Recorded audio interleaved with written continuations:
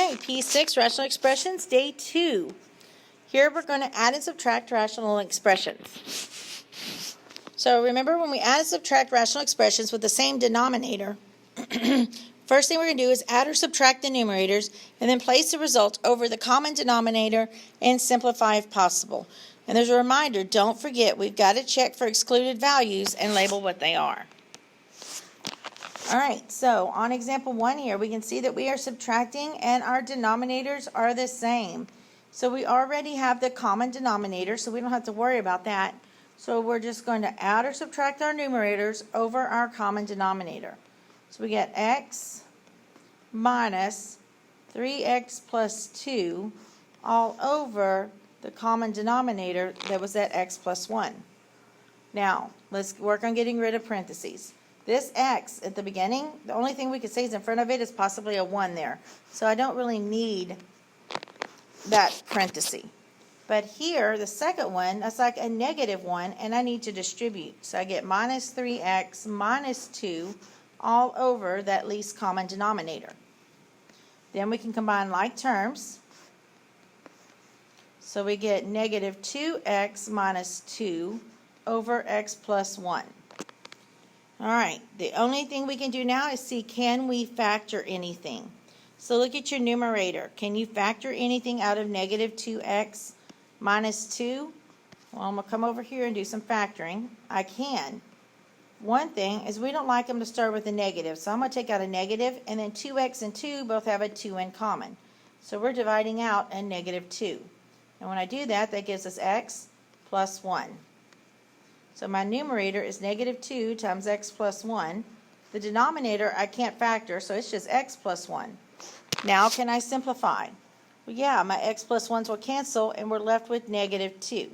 But we can't forget our excluded values. We have to add them onto the end here. So to remember, to find those excluded values, that's where the original denominators, or the least common denominator, is equal to 0 before we simplify. So the excluded values are going to be where my LCD is equal to 0. So it's where x plus 1 equals 0, solve for x. And so my excluded value is negative 1, so we would put that x cannot equal negative 1. And there is our solution. Now what if they don't have the same common denominator?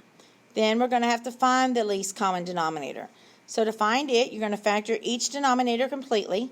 You're going to list the factors of the first denominator, and you're going to add to that list in step 2 any factors of the second denominator that do not appear in that list. Then you're going to form a product of the factors from the list in step 3, and this product is the least common denominator. Alright, so what it's saying there is, if I have, let's just say we got two fractions here. One of them is x times x plus 2, and the other one is x plus 2 times x minus 3. I'm just making these up, okay? So that least common denominator is going to include all of the first denominator. So it's got to have an x, and it's got to have an x plus 2. And then we do what I call check it. You list any of the denominators for the second fraction that are not already listed. So I just check. Does it already have an x plus 2? It does. Does it have an x minus 3? It does not. So we're going to put an x minus 3 in there. And that's how you find your least common denominator. Now, if we're adding and subtracting rational expressions that have different denominators, then the first thing you're going to do is find the least common denominator. You're going to rewrite each rational expression as an equivalent expression whose denominator is the least common denominator. To do so, you're going to multiply the numerator and the denominator of each rational expression by any factors needed to convert the denominator into the least common denominator. Then we're going to add or subtract the numerators, placing the resulting expression over the least common denominator, and if possible, we're going to simplify the resulting rational expression. Alright, so look at this one. We're going to find the least common denominator first. So we need to factor out these two denominators. So we've got x squared minus 10x plus 25. We've got to factor that. No greatest common factors, 3 terms, simple. So x and x has to multiply to 25 and add to 10.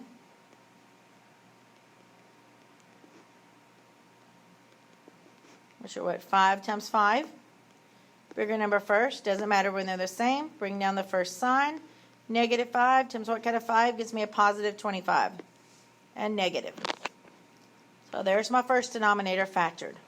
Then my second denominator, 2x minus 10, has a greatest common factor of 2. So let's divide that out. And that leaves us with x minus 5. Now, I can't do anything else with that. So what we're going to do to find the least common denominator, you include all the factors of the first denominator. So that would be that x minus 5 times the x minus 5. And then you're going to include any denominators from the second one that's not included in the first one, or any factors of it. So let's see, do we have a 2 by itself? We do not. So we're going to put a 2. And since it's a single term, I'm going to put it at the front. Do we already have an x minus 5 written in there? We do. So this is our least common denominator.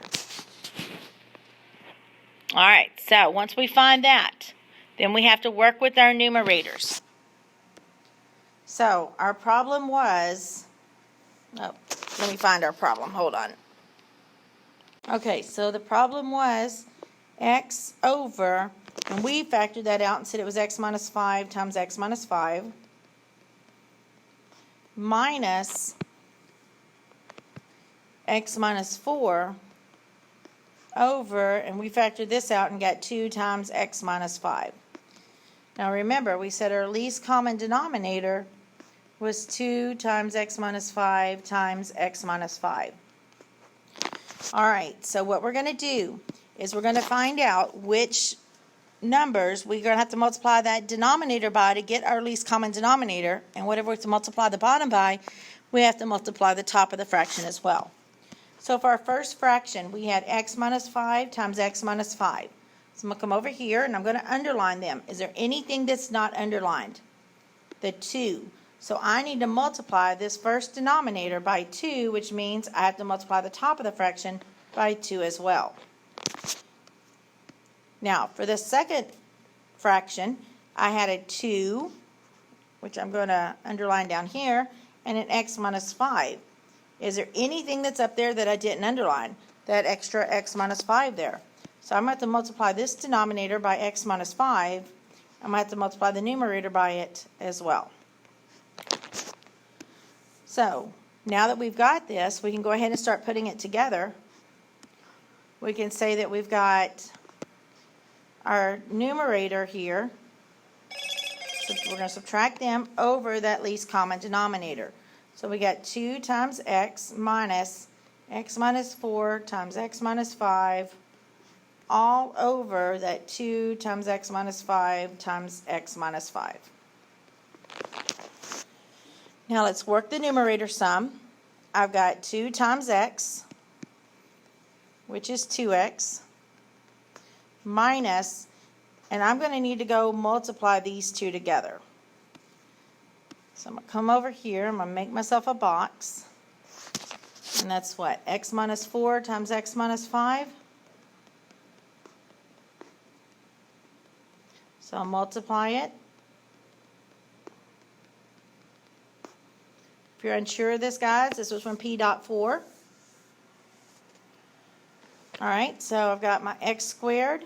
Negative 5x minus 4x is negative 9x, and we got our plus 20. Now, all of that's being subtracted, so I'm going to put it in parentheses. All over that least common denominator.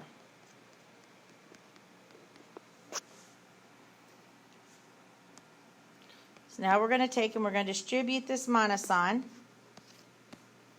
So we get 2x minus x squared plus 9x minus 20 over our least common denominator.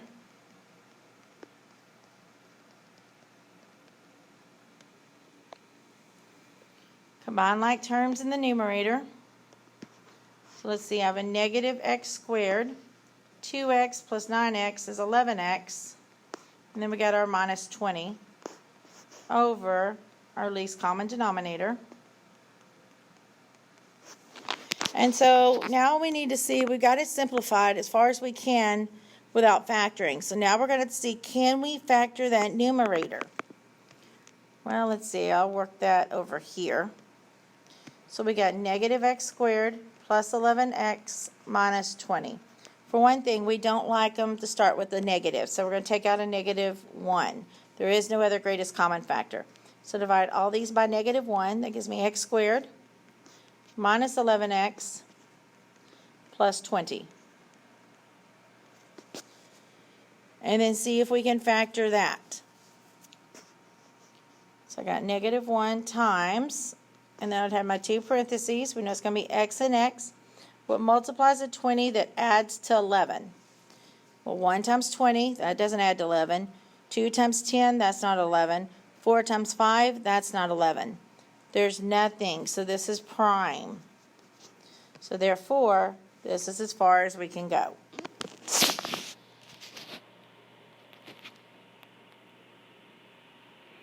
Oh, you know what? I just finished that whole thing in step 2. I am so sorry. I did not even realize that. All right, so let me show you where the different steps are, because I just kept going. So subtract the numerators and put the difference over the denominators. So this right here, I'm going to use black to mark it, was step 3. Okay? And then at this part, we hit, what, step 4? Yeah, right? Here, we hit step 4 to find our answer. So I am so sorry. I just jumped ahead there and just went with that whole problem and I forgot I'd separated it by steps for y'all. All right, so that's how we add and subtract rational expressions.